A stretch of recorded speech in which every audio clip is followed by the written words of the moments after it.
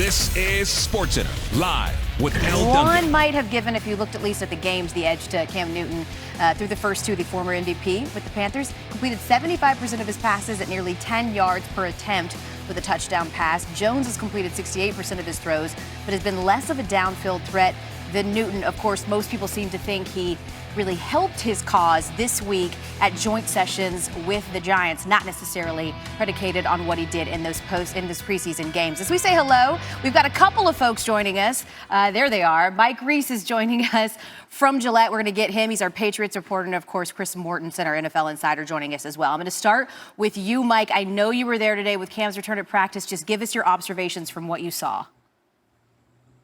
Well, the first thing I saw, Elle, was Cam Newton dancing when Mike, that a rookie would have an up and down performance. Just absolutely unbelievable for the kid. I hope it doesn't derail his career. Mort, I kid. They've got one game left, Mort. I mean, the season's coming. So where do we currently stand with this competition between Cam Newton and Mac Jones? Well, I think, as Mike Reese and a lot of is at the start of the season.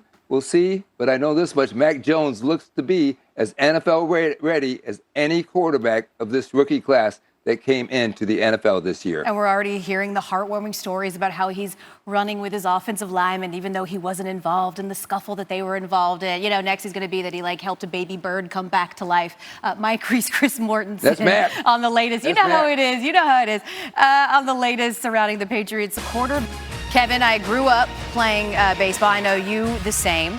So whenever there is weather, as soon as it happens, everyone just runs and seeks shelter. And you had to do the exact same thing just now at Williamsport, but you're joining us now here on SportsCenter Live. Yeah, you good? It's a little windy. Our fantastic crew in the booth, they were in the middle of dinner, and then we had to move because usually I'm right behind me, right? Yeah. You see that center field watchtower, and then they move me inside for, of course, the thunderstorms. The hills around North Williamsport and South Williamsport are surrounding us, and then a storm can come in. Boom! Suddenly, you're dealing with some thunder and lightning. We will see how this plays out, of course, over the next. Now live for London and Gab. Ronaldo, Man City, close to a deal. We keep saying close. What still needs to happen, though, for it actually to get done?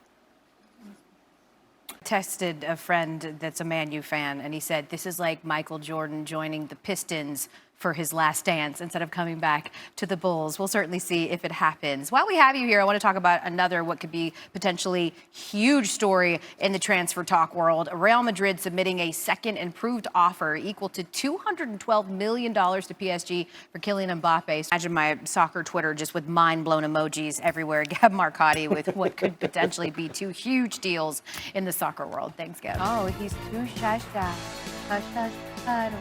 I hit you with a Jay-Z lyric the other day, and it was like deer in the headlights. Let me get something, Dan, a little more in his lane. Dan Orlovsky is here. So Shanahan obviously being a little bit coy there, but it looks like it's trending that it's going to be Jimmy Garoppolo. Why is him announcing that decision sooner rather than later important? Well, the whole football team knows who's going to be the guy, but he's also, how much are we going to see Jimmy Garoppolo? How much are we going to see Trey Lance? Any advantage that Kyle Shanahan can get now by revealing, we're going to use Trey Lance in some packages, is going to be beneficial for their football team. Then week 6 is the bye week. Maybe that's the time they go, all right, it's Trey Lance's football team. So it's brilliant by Kyle just planting that in for coaches' kind of minds as we start the season. Let's talk about another quarterback situation that we cannot stop talking about.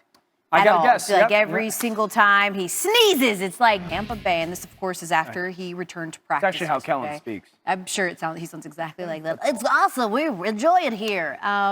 Dan, the Cowboys don't seem to be concerned with his injury, right? They keep saying there's nothing wrong with him. They're now saying, he's not even on a pitch count. So then why is he not playing in that final preseason game? He doesn't need to. Well, he hasn't played since last October. But there's things that you can do in practice to get him more so than having 12 snaps in a preseason game. So a bit of a different approach than what the Bengals are deciding to do with Joe Burrow. We'll see if it pays off as he's going to get a little time in their final preseason game. Dan Orlovsky always joining us here on SportsCenter. Never shy. I need a ponytail.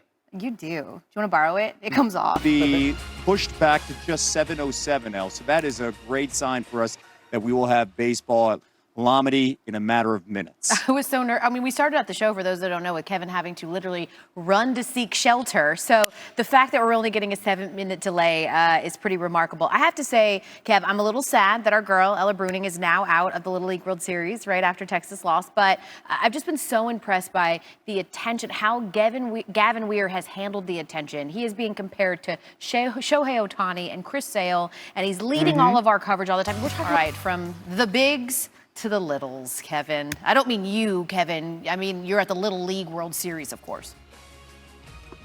And I got to tell you, we've done TV for the last hour. Yeah. This is my third set.